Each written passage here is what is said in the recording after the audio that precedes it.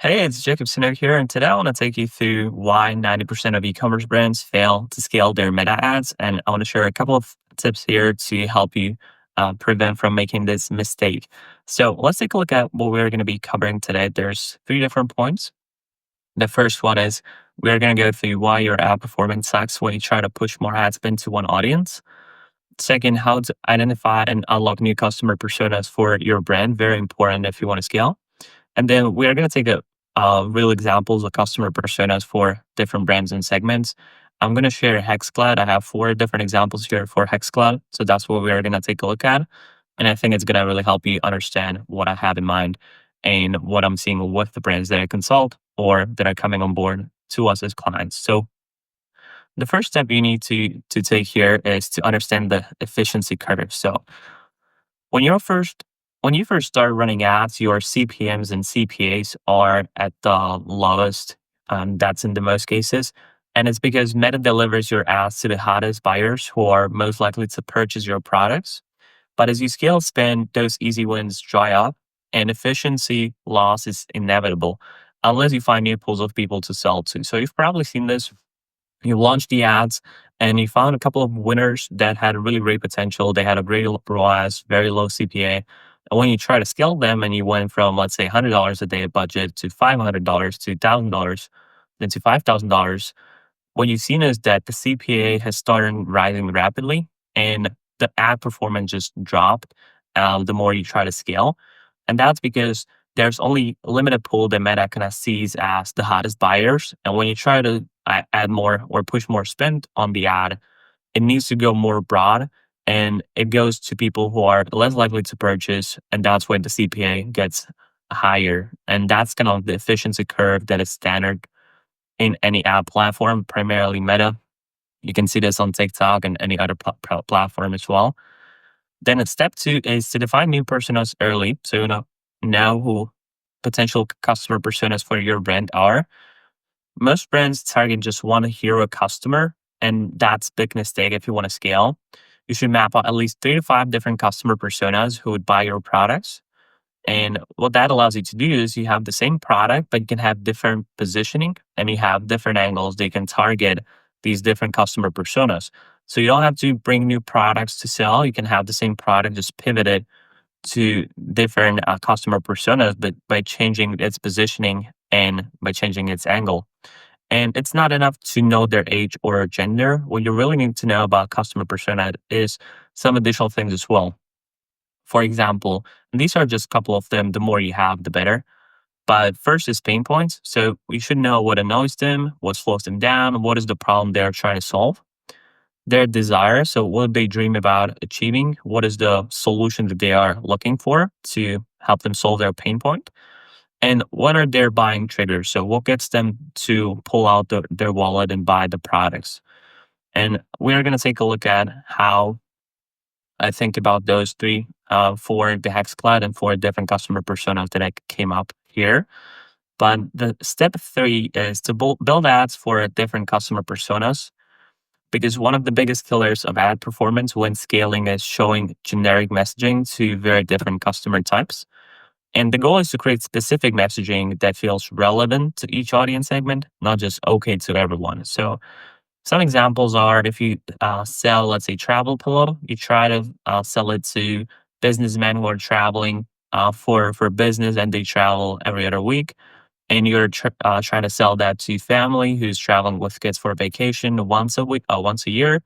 And you have two different customer personas, but you try to position it as like this seat cushion or these travel pillows is really great for any of the two, which doesn't usually work well because the customer persona you should speak to is only one of those. And you need to tailor the entire messaging to that specific customer type. So those are three steps, what you need to know and why you should unlock new customer personas. Now let's take a look at four quick examples here with who I think the customer persona for HexCloud would be. You are probably familiar with HexCloud. It's a really great cookware brand that we've worked with, and it's one of our biggest clients. And so let's take a look at it here. So HexCloud example one, the customer persona I came up with is the ambitious home chef who says, I'm not a pro, but I want my food to taste like it. And their pain points are cheap pans that burn food unevenly. They hate spending extra time scrubbing after cooking a great meal, and tools that don't match the level they are trying to cook at. So they don't like ordinary cookware, and these are the pain points that they are struggling with. Their desires could be to make restaurant quality meals in their own kitchen, to impress their guests or their partner with beautifully seared steaks and perfect sauces, and to feel confident using the same gear as top chefs. So that's what really makes sense to them, and that what they are looking for and they desire. And some of the buying triggers could be seeing Gordon Ramsay use HexClad. They have a partnership, and Gordon Ramsay is the face of HexClad as well. And so that could be a buying trigger if they are trying to be ambitious home chef and they are trying to cook really great meals at home. And seeing Gordon Ramsay use HexClad can be a really great buying trigger, especially if they want to feel confident using the same gear as top chefs. Then it's watching a review or YouTube video showing real results. So they're looking for those results and people really praising the HexClad. And it can be a limited time bundle or set that looks like a series upgrade. So for what they have right now, they could have ordinary pans and stuff that is probably not the best. And when they see a limited time bundle or set that is at the discount and it looks like a series upgrade, so really step forward from what they currently have, that could be good buying trigger for them. So now let's take a look at how we could build ads for this customer persona and a couple of examples and what we should talk about. So here's one concept that I have in mind that could work. And this is like a rough structure of the core just to help you understand what I'm thinking. And this I call the upgrade you deserve. And the kind of the storyline here is a home chef struggling with a cheap pan. Then he says, I'm trying to make this perfect steak, but it just keeps sticking and burning. Then they switch to HexClad. Then they get the sizzle sounds. I'll listen to that sound. They serve the steak to their guests. You won't believe how easy this was, right? So that's kind of attacking the buying triggers, or not really the buying triggers, attacking the pain points and desires. The buying triggers should be in the call to action or the actual offer we target them with. But this is one example of customer persona and the concept to address the pain points and desires. So let's take a look at the other example for HexCloud just to give you more ideas. So this one I call the gift giver, and the person wants to give something they'll actually use and love.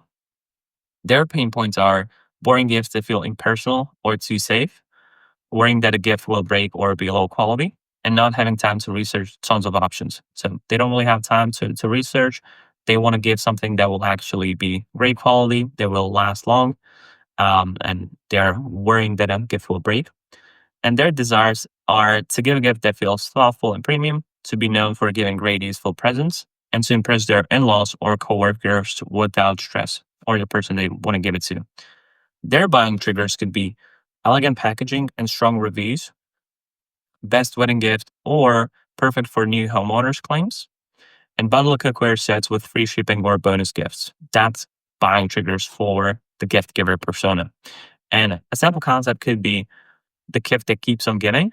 And it's a person walking through a store overwhelmed with generic gift options. I just want something special, something they'll really use. They pick up a HexClad cookware set. Oh, this one feels like the one. They gift it to a friend who excitedly opens the box. And the friend says, this is perfect. I've heard of HexClad and it looks even better in person. So that's a sample concept targeting the desires and pain points that the gift giver persona has. So we have two more to go. So let's take a look at the third example, which I call the health conscious cook. If it's not helping my health goals, I'm not interested. So that's what they're looking for. And their pain points are cookware that needs tons of oil to work. They hate seed oils, worrying about toxic materials or coatings on the pans, and a product that don't align with their clean living lifestyle. Their desires are to cook healthy meals quickly and easily, to avoid hidden chemicals or nonstick drama. If you've researched the pans and stuff, you probably know what they are looking for and what they're trying to avoid, and to have tools that support their long-term health. Those are their desires and their pain points.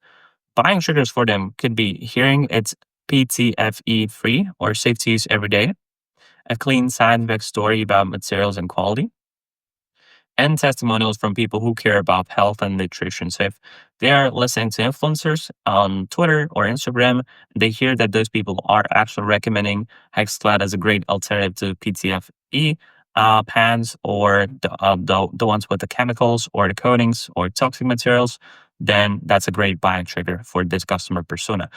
So let's take a look at an example for the health conscious cook for a concept. I call it cook clean, live clean. A person trying to cook a healthy meal in a pan without seed oils, struggling with sticky food. So starting with the problem.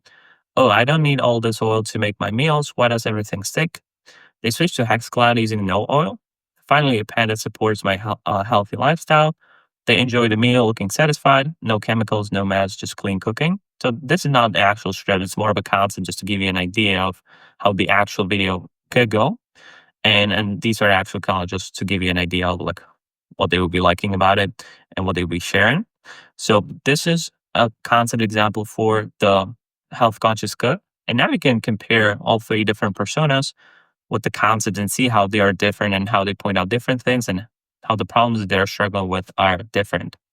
That's why you want to have unique customer personas and have the specific messaging that feels relevant to each audience segment. So let's look at the last example, the fourth one, which I call the cook with no experience. And I want to cook, but I don't want to mess everything up. It is their motto. Their pain points are cookware that sticks, burns, or complicates everything. They hate that. They hate feeling overwhelmed by tools they don't understand. And they fear of wasting money on the wrong stuff.